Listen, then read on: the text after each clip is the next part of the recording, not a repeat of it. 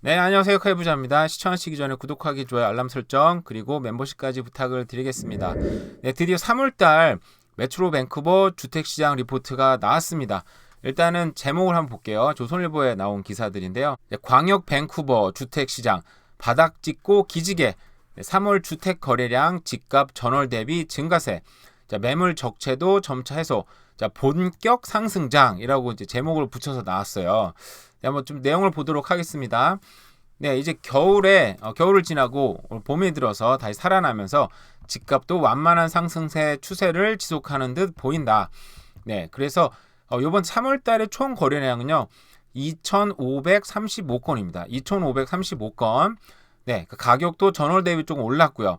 하지만 지난 3월 달에 비하면 여전히 거래량은 42.5% 감소한 상황입니다. 거의 아직도 절반인 수준인 거예요. 작년에 비하면은. 근데 지난달 3월 리포트니까 2월 달에 비하면 2월 달에는 1,808건인데 이번에 2,500건이 됐으니까 무려 40.2%가 증가를 했습니다. 그러니까 증가량도 40%, 그리고 집값도 올라갔죠. 3월에 주택 판매량이 높은 금리에도 불구하고 차입 비용이 많아졌죠. 지금까지 예상한 것보다 훨씬 더 큰 강세를 보이고 있다. 거래량도 점차 회복을 보이면서 매물 적체도 해소되는 분위기다라고 얘기를 했습니다. 그리고 제 주변에도 지금 갑자기 부동산에 관심 있는 분들이 많아졌어요. 원래 갑자기 많아진 건 아니고 작년까지 거의 숨죽이고 있었죠. 거의 숨도 못 쉬고 있다가 갑자기 이제 올해는 정말 사야 돼 생각한다든지 올해는 아니더라도 정말 내년까지는 집을 꼭 사야 돼 라고 마음먹으신 분들이 제 주변에도 많이 있고 뭐 연락도 좀 많이 와요. 제가 뭐 전문가는 아니지만 여전히 지금 나와 있는 주택수는 8,617채인데 전달에 비해선 9.5%, 작년에 비해서는 매물은 8.1%를 증가했지만 작년보다 좀 시장이 훨씬 좋아지고 있는 거죠. 어쨌든 근데 10년 평균 대비로 했을 때는 매물수가 여전히 17.3%나 감소한 상황. 그러니까 작년에 비해 좋아졌고 지난달 대비 좋아졌지만 10년 평균에 비해서는 여전히 지금 매물수도 작고 거래량도 적고 지금 그런 상황이긴 합니다. 뭐 자세한 거는 제가 그래프를 보면서 한번 얘기를 한번 해보도록 하고요. 모든 주택 유형에서 1%에서 2% 완만한 가격 상승이 이루어졌다라고 얘기를 하고 있습니다. 그러면 이거를 한번 자세하게 그래프를 한번 보면서 설명을 하도록 하겠습니다. 지역별로 메트로 밴쿠버니까 이 프레이저강 이북 지방이라고 생각하시면 됩니다. 그러니까 중요한 건 몇 가지 좀 보고 갈까요? 일단은 그레이터 밴쿠버 전체로는 봤을 때 전체 집값은 지금 114만 3,900달러입니다. 이게 한 달에 1.8%가 올랐고요. 지난달에 비해서 3개월로 치면 2.6%가 올랐고요. 워낙 비싸니까 2.6%가 올라그래도 많이 오른 겁니다. 지금 사실상 1년으로 따지면 여전히 9.5%, 그러니까 10%가 지금 낮은 가격이죠. 여전히. 그리고 메이플리지 같은 경우에는 1년 작년에 비해서는 19.7%, 메이플리지가 많이 올랐어요. 그죠? 그러다 보니까 메이플리지가 많이 떨어지기도 했고요. 그리고 뉴 웨스트민스터 같은 경우에는 6.4%가 떨어졌네요. 떨어진 걸로 봤을 때는 이 메트로 밴쿠버에서는 가장 적은 것 같아요. 가장 적게 올랐고 좀 많이 오르진 않았겠죠. 그리고 또 적게 떨어졌고 리치몬드가 3.8%밖에 안 되네요. 작년에 비해서 굉장히 적게 떨어졌다. 그러니까 결국은 메트로 밴쿠버 내에서는 좀 외곽 지역인 메이플리지 그리고 핏메도가 또 19.8% 거의 비슷하네요. 그죠? 거의 20% 가까이 떨어졌고 결국은 밴쿠버 지역 내에서는 리치몬드가 가장 적게 떨어졌고 그 다음이 뉴 웨스트민스터. 근데 이제 그냥 단순히 밴쿠버로 따지면 밴쿠버 이스트나 웨스트 밴쿠버 다 그냥 한 돌로 치면은 결국은 작년에 비해서 뭐 10% 정도가 떨어졌습니다. 뭐 많이 오르진 않았으니까 또 적게 가격 방어가 어느 정도 잘 된다고 또 얘기할 수도 있겠죠. 일단 싱글홈입니다. 싱글홈을 보면 여전히 작년 대비 1개월로 봤을 때는 2.7%, 3개월로 치면 2.7%, 2.1%, 그러니까 완만하게 지금 계속 상승을 하고 있고 1년 대비 치면은 지금 11.2%가 떨어졌습니다. 여전히 뭐 메이플리지라든지 그리고 뭐 핏메도 23.9% 가장 많이 떨어졌네요. 가장 적게 떨어지는 여전히 리치몬드입니다. 그러니까 싱글하우스는 이런 추세. 근데 요즘에 가장 핫한 시장이 타운홈입니다. 타운홈이 가장 핫할 수밖에 없는 게 중간에 껴있어요. 그죠? 싱글홈을 사자니 너무 비싸고 저도 싱글홈에 한 7년 살았기 때문에 이 타운홈에 살다 보니까 스트레스를 좀 많이 받아요. 옆집 소음도 있고, 그리고 우리 애들이 내는 소음도 옆집에 방해될까봐 좀 미안하기도 하고요. 그리고 집 앞에 뭐 쓰레기 몇 시에 내놔야 돼 말아야 돼 이런 것 때문에 저 진짜 잘못한 거 없는데 이 주민들이 신고해서 레터를 여러 번 받았어요. 그렇게 하지 말라고 그래서 거기서 오는 스트레스들 정말 너무 짜증 나는데, 어쨌든 저도 우리 싱글홈 너무 가고 싶기는 생각이 듭니다. 근데 싱글홈도 이게 타운홈도 가격이 너무 비싸요. 100만 5만 6,400불. 아까 11만 얼마였잖아요. 그러니까 결국 막 1억 2억도 차이가 안 나는 게 타운홈이에요. 근데 요즘에 싱글홈 자체가 너무나 어떻게 보면 좀 레어한 지금 상품이 돼버렸죠. 그러니까 하우스 사기는 애매하고 타운홈을 사야 되고 또 콘도 살 자리 너무 좁고, 그래서 대부분 수요가 지금 타운홈으로 지금 몰리고 있는 것 같습니다. 주변 얘기를 들어봐도요. 그래서 타운홈이 3개월 만에 무려 4.3%. 아까 싱글홈은 2.7%였잖아요. 그죠? 거의 뭐 더블은 아니지만 더블 가까이 오른 가격이고요. 1년 대비해도 불과 7.8%밖에 떨어지지 않았습니다. 인기가 굉장히 많은 편인 것 같아요. 자, 그럼 아까 그 메이플리츠 이런 데 보고, 메이플리츠 여전히 뭐 19.8%, 그리고 핏메도우는 17%, 뭐 걸쭉 비슷하게 떨어진 것 같습니다. 리치몬드 같은 경우는 리치몬드 가격 보면 왜 이렇게 잘 되죠? 리치몬드는 오히려 작년에 비해서 1.1%, 그러니까 거의 지금 안 떨어졌다고 보는데 3개월 사이에는 리치몬드 같은 경우 5.1%나 올랐어요. 이러면 진짜 많이 오른 건데, 그죠? 와, 투아센 같은 경우에는 아마 여기는 아마 신축 타운홈이 좀 많다고 제가 알기는 들었는데 뭐 정확한 건 아닙니다만 무려 11.5% 3개월 만에. 와, 그리고 작년에 비해서도 3.8%밖에 안 떨어졌어요. 그러면은 가격 방어도 잘 되고 가장 많이 오르고, 물론 투아세는 뭐 호불호가 있을 수 있는 지역이라고 생각은 듭니다. 어쨌든 이렇고, 뭐 밴쿠버 이스트나 웨스트 같은 경우 거의 10% 가까이 떨어졌으니까 이거 큰 차이는 없네요. 그럼 콘도를 한번 봐보도록 하겠습니다. 콘도는요, 그레이터 밴쿠버 전체 지역은 3개월 만에 3.4%, 3.3%, 콘도도 지금 많이 오르고 있고, 작년에 비해서도 4.6%밖에 안 떨어졌어요. 가격 방어가 뭐 잘 된다고 봐도 되고, 또 그만큼 많이 안 올랐는데 올해 3개월 동안 꽤 많이 올랐네요. 그죠? 뭐 코키틀란 같은 경우는 1.9% 올랐는데 작년에 비해서는 7.8% 떨어져 있고요. 뭐 여전히 메플리츠나 이런 데는 많이 떨어졌었고, 여기다가 투아센 봐볼까요? 투아센 세상에 3개월 만에 6.6%가 올랐네요. 그리고 작년에 비해서도 여전히 1.4%. 작년에 비해서 가격이 떨어지지 않고 꾸준히 오르고 있습니다. 오히려 사람들이 투아센을 지금 많이 가나 봐요. 그죠? 물론 선샤인 코스 이런 데는 또 너무 외곽이니까 이제 생각을 하지 않도록 하겠습니다. 또 다른 지역 뭐 볼만한 데가 있나요? 노스 밴쿠버도 3.5%나 올랐고, 웨스트미니스터도 4.6%. 올해 3개월 동안 오른 지역이 지금 꽤 많네요. 지금. 그죠? 대단합니다. Sales to Active List인데요. 결국은 전체 액티브 리스트 중에 이제 세일되는 가격, 세일되는 그 퍼센트인데 가장 많이 되고 있는 게 타운홈이죠. 가장 적게 되고 있는 게 디태치드 홈, 싱글홈인데 23.3%밖에 안 되고요. 타운홈이 무려 36.7%. 근데 콘도도 35%. 거의 육박하네요. 그죠? 어쨌든 가장 핫한 시장은 지금 타운홈이 되고 있다. 그러니까 타운홈이 가장 가격이 오를 가능성이 높고, 그 다음에 콘도미니엄이네요. 근데 싱글홈은 인기는 많고, 물론 저는 장기적으로 보면 아무래도 싱글홈, 부동산의 가장 가치는 결국은 땅이잖아요. 그래서 물론 이런 주기는 있겠지만 싱글홈이 가장 될 거라고 생각하지, 가장 발전 가능성이 높고 뭐 그런 어떤 캐피털 게인도 많고 가장 최고의 투자처라고 생각하지만 너무 비싸다는 거, 그죠? 황금성이 약하다는 거, 뭐 그런 여러 가지 생각해 볼 때 지금 투자의 어떤 방향은 지금 타운홈이나 콘도로 지금 몰리고 있는 것 같습니다. 뭐 숫자들 많이 나와서 복잡했는데 우리 단순히 그래프를 보도록 하겠습니다. 가장 쉽게 이해할 수 있잖아요, 그죠? 이 디테스트 싱글홈 같은 경우에도 작년에 지금 피크를 치고 떨어졌다가 꽤 올랐죠? 그리고 콘도미니엄, 타운홈이라고 생각해야 되죠. 타운홈도 많이 올랐다가 뭐 좀 떨어지다 다시 지금 오르는 중이고요. 그리고 아파트먼트도 뭐 올라갔다 떨어졌다. 그럼 어떻게 보면은 싱글홈이 또 어떻게 보면 가장 많이 그래프상으로 많이 올랐네요, 그죠? 그러니까 세 개가 등락은 뭐 있긴 있겠지만 거의 비슷한 추세로 가고 있습니다. 확실히 올 봄에는 확실히 상승장이 나타났다 볼 수 있겠고요. 근데 이제 저도 늘 부동산 시장 우상향 한다고 믿고 있고, 뭐 지금까지 봐왔던 우리 그래프가 있지 않습니까? 1977년, 6년, 뭐 제가 태어날 때부터 지금 우상향을 쭉 했어요. 물론 이 그래프가 가파르게 오르고 있긴 하지만 근데 제가 요즘에 지금 걱정이 되는 게 뭐냐면 선행 지표들이 지금 좋게 나오고 있진 않아요.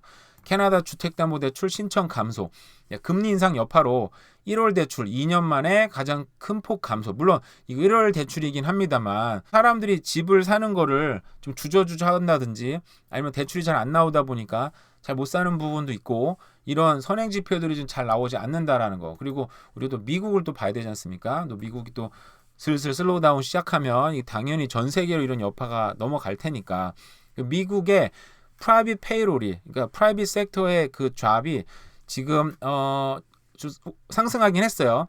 근데 14만 5천 개의 잡이 만들어졌는데 이게 지금 익스펙테이션 기대치보다 좀 낮았다고 합니다. 그래서 지금 오늘 미국 주식은 굉장히 지금 떨어지고 있어요. 한번 잠깐 봐볼까요? 그래도 얼마나 떨어지고 있는지.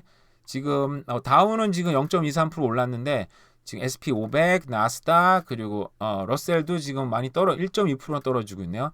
많이 떨어지고 빅스가 이게 이제 공포 지수인데요. 공포 지수는 지금 무려 1.37%나 올라갔습니다. 그러니까 이런 지표들이 조금씩 안 좋게 나오면서 불안하다 얘기를 하고 있는데 사실 이게 저는 가장 중요하다고 생각해서 자주 좀 보는 그래프긴 해요. 그러니까 여러 사람 말을 들을 필요 없이 그러니까 기준이 좀 생기면 마음이 좀 안정이 되는 부분이 있는데 고용과 비고용 지수를 비교해 놓은 건데요. 지금 우리는 2023년 한 요쯤에 있습니다. 요쯤에 있는데요. 이 검정색 그래프가 실업률이 올라가는 거예요. 미국이 지금 경기 침체를 앞에 두고 있고 슬슬 지금 맥도날드까지 이제 레이오프를 시작을 했잖아요. 그래 2023년에는 한 요쯤인데 2024년에는 거의 5.37%까지 올라가서 이게 2025년까지 지속된다.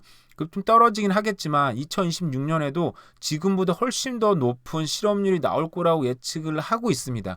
이게 꼭 비단 여기뿐만 아니라 좀 많은 기관들이 이런 예측을 하고 있고요. 실제로 그런 전조들이 지금 아까 민간 섹터에서는 지금 고용률이 떨어지고 있고 이게 지금 전 분야 확대될 것 같다라고 많은 사람이 예측을 하고 있어요. 그래서 이 경기를 과연 집값이 넘어설 것인가? 이 집값이 막 훈풍이 불고 있긴 하지만 이런 경기를 뚫고 올라갈까라고에 대해서 저는 뭐 전문가가 아니지만 저는 개인적으로는 좀 부정적인 입장이다 보니까 물론 이 와중에 저는 사채를 쓰고 집을 사서 선택의 여지가 없어요. 무조건 또 버티고 버텨야 되는 건데 그래서 투자한다든지 집을 산다는 거에 대해서는 저는 지금 뭐 잘 모릅니다. 애매한 입장인 것 같아요. 그래서 좀 걱정스럽게 경제를 바라보고 있습니다. 네, 오늘 또 내용이 도움이 되시면 좋겠습니다. 오늘 하루도 잘 보내세요. 네, 감사합니다. 생각해보자입니다. 시청하시기 전에 구독하기, 좋아요, 알람 설정, 그리고 멤버십까지 부탁을 드리겠습니다. 부동산 특별 기사를 한번 보도록 하겠습니다. 자, 미국발 금리 인상 1년 글로벌 집값 성적표. 자, 캐나다는 마이너스 15%. 그러니까 변동금리가 높을수록 그리고 가계빚이 많을수록 집값이 많이 떨어졌다. 뭐 이런 기사였습니다. 한번 보도록 할게요. 단순하게 차트를 좀 보면요. 금리가 인상되면서 글로벌 지금 버블 논쟁이 지금 시작이 되긴 했습니다. 근데 사이에 이제 집값이 우리가 끝없이 올라갈 줄 알았지만 뭐 스웨덴, 캐나다, 호주, 뉴질랜드, 한국들은 지금 약 10% 전후에 지금 폭락이라고 표현해야 되나요? 어쨌든 집값이 떨어지긴 했는데요. 그 특징들을 보면 여기 보시면은 인상률이 10%가 넘는 집값 폭락한 국가는 캐나다 15.8%, 스웨덴 14%, 뉴질랜드 13.9%, 홍콩도 홍콩은 정말 집값이 비싼 나라 정말 막 좁은 곳에 막 온 식구가 막 살고 그러잖아요. 근데 거기도 15.6%나 폭락을 했다고 합니다. 그래서 이 그래프가 좀 작게 나와서 잘 보이지는 않는데요. 캐나다가 보면은 전 세계에서 가장 많이 떨어진 나라 중에 하나가 됐네요. 보니까 그 와중에 뭐 트리키에라는 뭐 아프리카에 있는 나라죠. 거기는 153%나 올랐어요. 또 한국 같은 경우에는 14.5%. 여긴 보니까 좀 비율이 좀 다르게 나오긴 했는데 근데 가계 부채가 엄청 높습니다. 한국도 높고 캐나다도 높은데 그래프가 잘 안 나와서 제가 다른 그래프를 찾아봤어요. 왼쪽에 있을수록 이 부채 비율이 굉장히 높은 나라예요. 보시면은 전 세계로 따지면 여기 노르웨이 1등, 차이나, 코리아, 오스트레일리아, 스위tzerland 그리고 캐나다가 6등입니다. 와, 한국도 높지만 캐나다도 6등이에요. 그래서 어떻게 보면 여기 또 그래프가 또 다른 그래프가 있는데요. Financial Stability, 그러니까 금융 안정성 국가와 집값이 이제 버블이 꼈다. 여러 가지 이제 그걸 조사한 데에서는 요런 나라들이 지금 좀 불안정할 수 있다. 이거 꼭 떨어진다는 얘기 아닙니다. 그죠? 불안정할 수 있다. 옛날에 이런 리포트 늘 많았었는데 캐나다는 그런 걸 비웃기라도 하듯이 뭐 부동산 이제 큰 문제 없이 지금까지 또 버텨온 게 사실 캐나다예요. 네, 스위tzerland, 오스트레일리아, 노르웨이, 홍콩, 캐나다, 뉴질랜드, 코리아, 스웨덴, 핀란드, 타일랜드 이런 나라들이 전 세계적으로 봤을 때 금융으로 조금 불안할 수 있고 집값이 좀 떨어질 수 있다 이렇게 분류를 해놓은 나라 중에 하나입니다. 근데 이 자료가 나올 때는 거의 100%예요. 옥스퍼드 이코노믹에서 나오는 겁니다. 이게 어디 제가 찾아보니까 영국에 있는 어떤 그런 조사 기관인 것 같아요. 저기서 나오면 무조건 폭락 리포트가 나옵니다. 기조들이 있나 봐요. 그러니까 RBC 같은 경우에는 꾸준하게 올 봄쯤에 바닥치 올라간다는데 기조가 살짝 바뀌었죠. 올 봄에도 잘 모르겠다. 불안하다. 바뀌긴 했고 옥스퍼드라는 곳에서는 주구장창 정말 일관성 있게 폭락이 나올 거다. 더 떨어질 수 있다. 뭐 30% 지금부터 30% 더 떨어질 수 있다. 이 리포트가 지금 여러 번 나온 기억이 납니다. 근데 이거 뭐 이렇게 된다는 건 없고요. 근데 기관마다 입장이 다르니까 그런 거 좀 잘 보시면 될 것 같고요. 네, 근데 캐나다 노동 시장은 여전히 굳건하다고 합니다. 실업률 5% 유지. 자, 일자리가 7개월 연속 증가했어요. 그러니까 운송, 금융업이 강세고, 이러면은 사실은 이게 금리를 지금까지 올렸는데도 일자리가 이렇게 증가하고 안정하다가 보면은 물론 또 한번 올리기에는 지금 여러 가지 여건상 쉽지는 않은 것 같아요. 지금 은행권도 위기라 그러지. 거기서 시작돼서 이제 레이오프가 미국도 이제 본격적으로 또 된다 그러죠. 여기서 7개월 연속 증가는 했지만 이게 지금 이게 보면은 이 전달 자료잖아요. 그래서 앞으로는 더 떨어질 수 있으니까 아직 모르겠습니다만 그 어린 자녀를 둔 여성 물가가 오르니까 물가가 엄청 올랐어서 이런 싱글 패런트 패밀리들은 살기가 너무 힘들죠. 직장을 꼭 잡아야 돼요. 그리고 한일 취업률도 크게 올랐다고 합니다. 네, 제 주변에도 한국 분들 취업하신 분들도 있고 제 집사람도 뭐 교통사고를 이겨내서 또 취업을 했어요. 그래서 피부로 좀 제 체감하는 부분이 한국 사람들이 취업을 좀 많이 하나보다 생각이 들기도 합니다. 3월 노동시장의 상승세는 운송, 창고업, 비즈니스, 빌딩, 기타 지원, 서비스 많이 늘어났고요. 금융, 보험, 부동산, 임대업의 일자리도 19,000개나 늘어났다. 부동산 요즘에 살짝 지금 불 붙고 있습니다. 그러니까 벌써 잡이 좀 확 늘어났나 봐요. 반면에 건설업 일자리는 2월과 비교해 19,000개나 없어졌다고 합니다. 그리고 개인 수리 서비스업, 천연 자원업 많이 떨어졌네요. 그러니까 지금 건설업도 이 건설업이 지금 이 금융 비용이 비싸고 인건 비용이 비싸다 보니까 지금 신규 어떤 건설이 좀 줄어든다 그런 리포트가 좀 나왔었잖아요. 거기서 벌써 일자리가 확 줄어드는 게 보이네요. 그런 리포트들이 참 정확하다는 생각이 들기도 하고요. 한국인 중에 25세에서 54세 이거 뭐 거의 일하는 사람 인구인데요. 한인 취업 1년 사이에 73.5%에서 80%로 올라갔다. 가장 큰 폭을 상승한 그룹 중에 하나라고 합니다. 한국 사람들 왜 이렇게 많이 취업을 할까요? 네. 일자리가 필요해서겠죠. 꼭 필요하니까. 네, 새 이민자와 젊은 세대가 가계 부담이 가장 크다. 금리 인상 여파로 베이비 부모 세대보다 부담이 크다. 뭐 너무 당연한 얘기긴 한데, 네, 밀레니얼 세대가 1980년에서 2000년 초반 20살 차이가 나는데도 밀레니얼 세대를 다 뭉뚱그려서 얘기를 하고 있어요. 정확한 자료인지 모르겠습니다. 근데 여기 나올 때 왜 저 같은 X세대는 늘 빠지죠? 이 베이비 부모 세대는 상당수는 주택 모기지를 모두 갚았다. 재정적으로 여유가 있는 반면 그 사이에 껴있는 밀레니얼 세대와 그리고 신규 이민자들이 가장 힘들어요. 왜냐하면 신규 이민자들은 사실상 오자마자 잡을 잡기 쉽지 않잖아요. 그러니까 뭐 영어 공부해야 되고 이 사회에 적응도 해야 되고 여러 가지 입장상 뭐 직장을 좀 그래도 잡더라도 아주 좋은 잡을 못 잡겠죠. 그러다 보니까 이런 물가가 상승할 때 가장 힘들고 그 무시무시한 렌트비 정말 렌트비 너무 비쌉니다. 근데 이걸 뭐 누구를 비난하겠어요, 그죠? 지금까지 렌트가 많지 않다는 얘기잖아요. 그러니까 BC주 같은 경우에는 랜드로드에 대해서 지속적인 어떤 좀 불이익을 계속 주는 정책을 펴오다 보니까 랜드로드가 돼봤자 크게 재미가 없으니까 될 이유가 없잖아요, 그죠? 그렇다고 해서 정부에서 많이 제공을 했냐? 그렇지도 않고 요즘에 뭐 많이 제공한다고 합니다만, 근데 제가 이제 나중에 임대 관련 특집 한번 하려고 생각하고 있는데요. 특집이라기보다는 그냥 생각만 얘기하려고 하는데 임대가 정부 주도 임대는 사실 답이 안 됩니다. 사실은 처음엔 좋죠. 몇 년 좋을 수 있어요. 근데 나중에 꼭 문제가 되더라고. 그런 것들이 관리 문제나 아니면 슬럼화 이게 꼭 문제가 되는데 어쨌든 그래서 저도 이민자 할 때 지금도 이민자입니다. 지금도 PR이니까 그러다 보니까 그 집을 사는 걸 어떤 인생의 최우선의 과제로 막 살려고 생각하고 왜냐면 렌트비 너무 아까우니까 렌트비 그냥 날아가는 것 같잖아요. 그죠? 그 최우선의 과제로 삼고 막 하던 때가 있었습니다. 근데 자, 캐나다 무주택자들 가운데 내 집 장만 포기 설문조사에서 63%는 평생 이루지 못할 거. 근데 이런 설문조사는 나올 옛날부터 똑같습니다. 뭐 특별한 내용이 없어요. 늘 한 70% 80% 부정적이고 난 안 살래. 근데 저도 그런 사람 중에 하나였습니다. 20대 초반 30대 초반까지만 해도 난 살 수가 없으니까 난 못 사니까. 근데 또 거기도 뭐 여러 가지 찾아보면 또 방법이 나오기도 하잖아요. 그죠? 포기하지 말고 하는 게 일단은 중요한 거죠.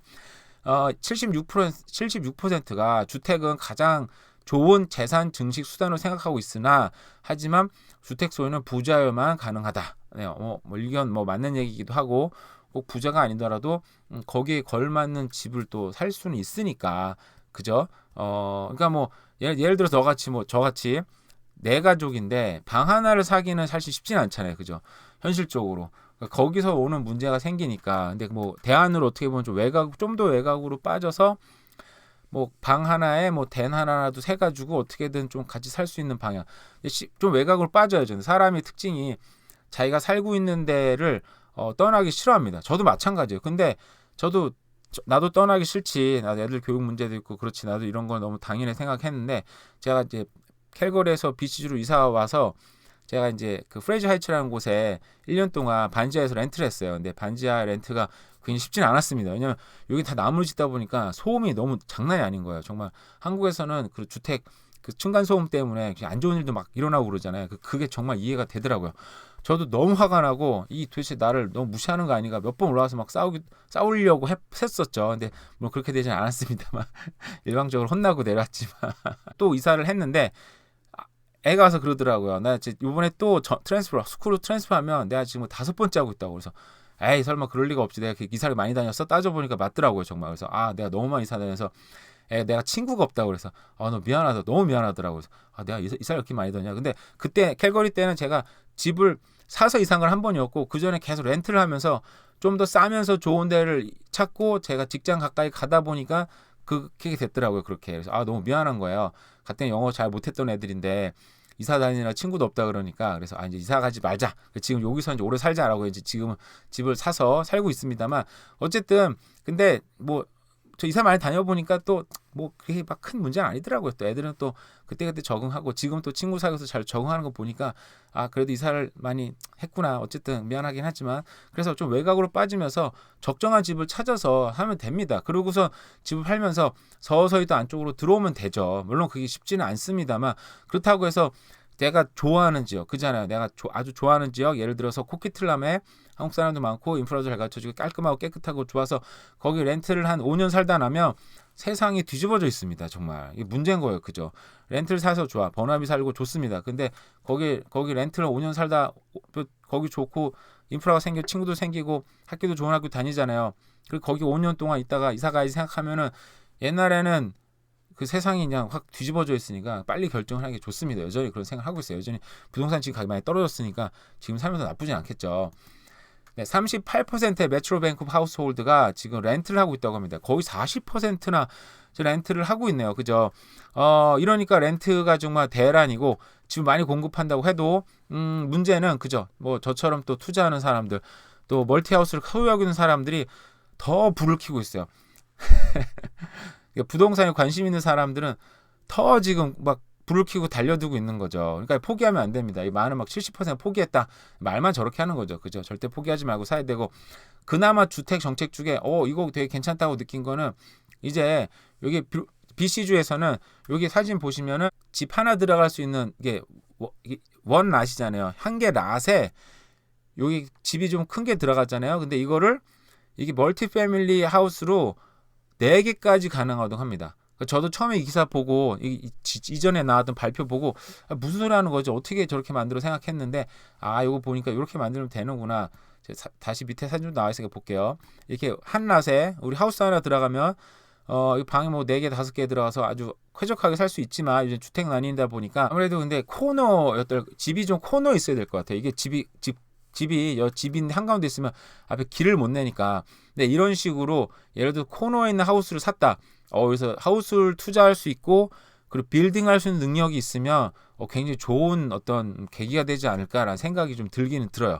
보니까 이렇게 코너에 하면은 집 하나 들어갈 거를 집을 4개를 만들잖아요. 2층 집이니까 그래도 방 2개에 그래도 뭐 600스퀘어핏이나 그 정도 만들어 놓으면 그 내 식구 정도는 그래도 아기 때는 좀 살 수는 있습니다. 현실적으로. 그래서 저도 그런 집에 살아서 이제 알 수 있는 건데 어쨌든 이렇게 개발할 수 있으면 되게 좋은 정책이다 나름대로.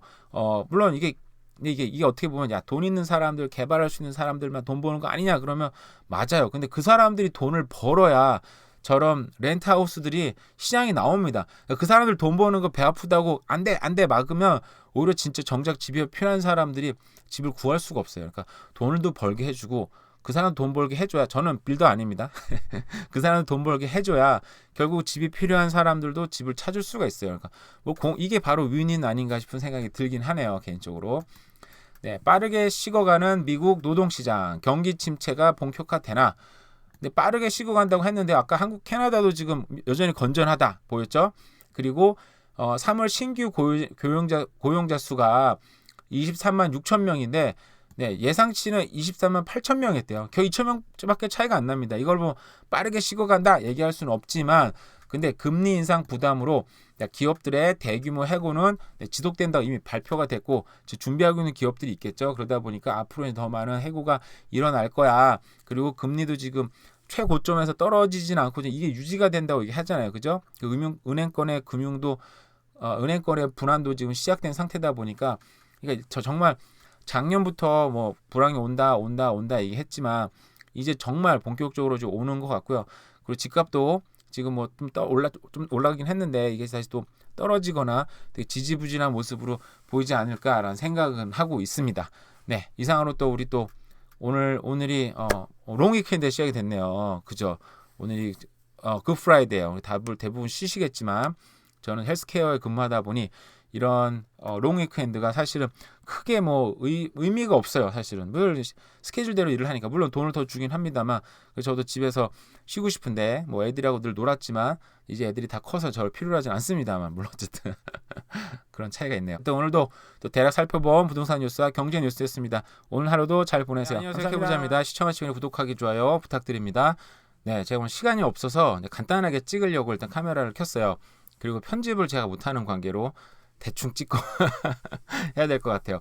오늘 오래간만에 주식 얘기를 좀 하겠습니다. 제가 며칠 전에 제 인스타그램에 이제 올린 내용이긴 한데요. 지금까지 제가 주식 수익률이 옛날에 정말 다 망했는데 이제 새로 어카운트를 만들고 이건 이제 텍스 프리 어카운트라 이제 미수를 못 써요. 그러니까 제가 1000불부터 시작을 했는데 뭐 캐네디언 달러 500, US 달러 500으로 시작을 했는데 이게 US 달러 500 넣다 보니까 시작이 이제 딱 1000불이 아니었고 1070불 뭐 이렇게 됐던 것 같아요. 어쨌든 제가 지금까지 수익률을 좀 계산을 해보니까 지금 현재 2783불입니다.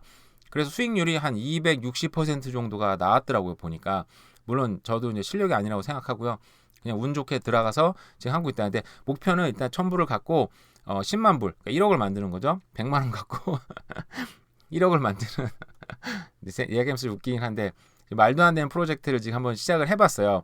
마음을 비우고 한번 해보자. 옛날에 정말 다 판판이 망했지만 어쨌든 수익률은 그렇고요. 제가 갖고 있는 종목은 보여드릴게요. 이게 다 사진이 좀 잘못 나왔더라고요. 보니까 SOXS입니다. 이거 제가 이제 인스타그램 들어오시면 볼 수 있고요. 그 전에는 SOXL이었어요. 이게 보면 반도체의 이제 주식을 ETF로 사는 건데 이게 타임즈 3입니다. 이게 사실은 그냥 어떻게 보면 미술 못 쓰다 보니까 좀 빠르게 올라가는 걸 일단 선택을 했고 그래서 그 전까지는 이게 반도체 주가 성장을 하면 같이 이제 돈을 버는 구조였었는데 지난주부터 저는 이제 경기 하락주에 일단은 제 포지션을 잡고 있는 상태이긴 합니다. 그래서 반도체주가 떨어지면 같이 떨어지는데 제가 볼 때 미국 같은 경우에 막 이상하게 울리네요 지금. 제가 보기엔 미국 같은 경우에는 반도체는 굉장히 좋을 거라고 생각을 해요. 장기적으로 보면. 근데 지금 경기 자체가 좀 하락하다 보니까 일단 하락주에 베팅이라기보다는 포지션을 잡아놓은 상태고요. 그래서 요 주에서는 US 달러로 247불, 그러니까 거의 14% 정도 수익률이 났어요. 보여드릴게요. 이게 이제 SOXS인데 이게 세미컨덕터, 그러니까 반도체주 bear, 그러니까 하락이죠. 그러니까 3x, 그러니까 뭐 ETF가 움직이는 대로 이제 3배를 이제 벌 수 있는 구조, 3배를 잃을 수 있는 구조긴 합니다. 지난주에 어느 정도 했다 보니까 요즘 어디에 샀던 것 같아요.